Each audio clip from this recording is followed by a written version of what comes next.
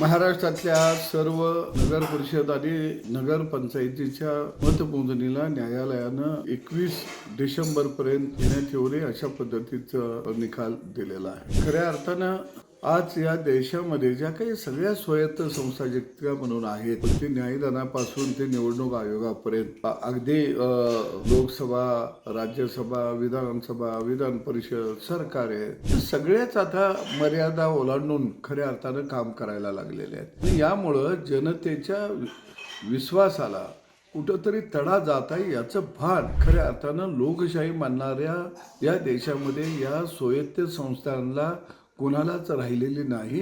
ही खेदजनक बाब आहे. तुम्ही एका बाजूला निर्णय पुढे ढकलता निवडणुकीचा जाहीर करायचा, मग निवडणुका घेताच कशासाठी? जनतेचा या ठिकाणी मोठ्या प्रमाणामध्ये वेळ खर्च होत आहे, आर्थिक बोजा जनतेवर पडत आहे, कारण जनता त्यात गुरफटून राहते. वैचारिकता सगळी आम्ही मतदान केलंय त्यामध्ये काय होणार, कोण निवडून येणार, या सगळ्या चर्चामध्ये त्याची वैचारिक भूमिका त्या भोवतीनं फिरत राहते आणि त्याचा परिणाम हा खऱ्या अर्थानं कौटुंबिक होत असतो, आर्थिक भार तिथं निर्माण होत असतो. आणि म्हणून मला वाटतं की जसा सूर्याचा उदय होतो आणि सूर्य उगवल्यानंतर त्याच्या रथाला जशा असंख्य घोडे आहेत आणि ते चारी दिशेनं घोडे त्या रथाला ओढत असतात, तसं या देशातल्या लोकशाहीमध्ये सगळ्या स्वायत्त संस्था चारी दिशेनं त्या रथाला ओढायला लागलेल्या आहेत. प्रत्येकाला वाटतं मीच बलदंड आहे. या अर्थानं जनतेचा कुणालाही काही देणं घेणं आहे असं मला वाटतं.